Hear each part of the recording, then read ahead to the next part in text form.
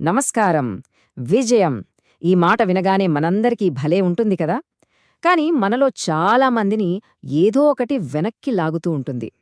ఈరోజు ఆ అడ్డంకిని దాటి మన లక్ష్యాల్ని చేరుకోవడానికి కావాల్సిన ఆ ఒకే ఒక్క శక్తి గురించి తెలుసుకుందాం. విజయం అనగానే మనకేం గుర్తొస్తుంది? బహుశా బోలెడంత డబ్బు, లేదంటే మంచి పవర్, లేదా సూపర్ టాలెంట్ ఇవే కదా. కాని అసలైన విజయం వెనకున్న సీక్రెట్ పవర్ ఇవేవీ కాదంటే నమ్ముతారా? మరింకేంటది? అసలు ఆ నిజమైన బలం ఎక్కడ దాగుంది? అదే ఆత్మనియంత్రణ, అంటే సెల్ఫ్ కంట్రోల్ అన్నమాట. సింపుల్గా చెప్పాలంటే మన ఎమోషన్స్ని, మన ఆలోచనల్ని, మన ప్రవర్తనని మన అదుపులో ఉంచుకోవడం. ముఖ్యంగా మనల్ని పక్కదారి పట్టించే టెంప్టేషన్స్ ఉంటాయి కదా, అలాంటివి ఎదురైనప్పుడు స్ట్రాంగ్గా నిలబడటమే అసలైన శక్తి. సరే, ముందుగా బలం, నియంత్రణ ఈ రెండిటి మధ్య ఉన్న ఓ కామన్ కన్ఫ్యూజన్ గురించి మాట్లాడుకుందాం. మనలో చాలామందికి ఒక అపోహ ఉంటుంది. అదేంటంటే మనసుకు నచ్చిందల్లా, అనిపించిందల్లా చేసేయగలగడమే స్ట్రెంగ్త్ అని. నేను ఏదైనా చేయగలను, నన్ను ఆపడానికి ఎవ్వరూ లేరు అనుకోవడంలోనే గొప్పతనముందని ఫీలవుతుంటారు. కాని అది నిజమైన బలం కాదండి. ఇక్కడే ఉంది అసలు పాయింట్. చూడండి, ఫాల్స్ స్ట్రెంగ్త్ అంటే మన కోరికలు ఎటు లాగితే అటు పరుగులు పెట్టడం. కాని ట్రూ స్ట్రెంగ్త్ అంటే ఏంటో తెలుసా? మన లక్ష్యానికి అడ్డొచ్చేవాటికి, అనవసరమైన వాటికి నో, ఇది వద్దు అని గట్టిగా చెప్పగలిగే ధైర్యం ఉండటం.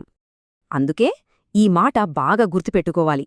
అవసరం లేని దాన్ని ఆపడమే నిజమైన బలం.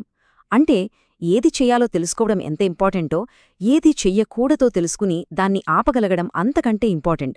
ఇదే డిసిప్లిన్, ఇదే అసలైన బలమంటే. మరి మన విజయానికి అడ్డు తగిలే అసలైన శత్రువులెవరు? మన ప్రయాణంలో మనల్ని వెనక్కి లాగేదేంటి? ఓసారి చూద్దాం.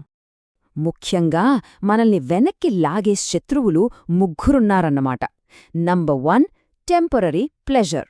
అంటే ఆ క్షణానికొచ్చే చిన్న చిన్న ఆనందాల కోసం పెద్ద లక్ష్యాన్ని మర్చిపోవడం. ఇక రెండోది మనందరికీ తెలిసిందే, సోషల్ మీడియా. మన టైంని, మన ఫోకస్ని సైలెంట్గా దొంగిలించేస్తోందిది. ఇక మూడోది బద్ధకం. అదేనండి, లేజినెస్. ఏ పని స్టార్ట్ చేయకుండా, మనల్ని కదలకుండా కట్టిపడేస్తుంది. సరే, ఈ శత్రువుల సంగతి తెలిసింది.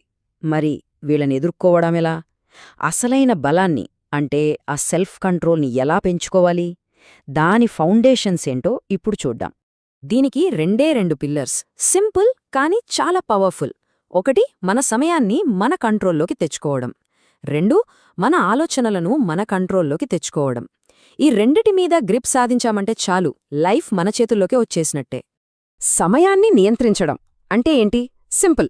మన రోజులో ప్రతి గంటని, ప్రతి నిమిషాన్ని మన లక్ష్యం వైపు ఎలా వాడుకోవాలి అనే క్లారిటీ ఉండటం. పనికిరాని విషయాల మీద టైం వేస్ట్ చేయకుండా ఉండగలగడం.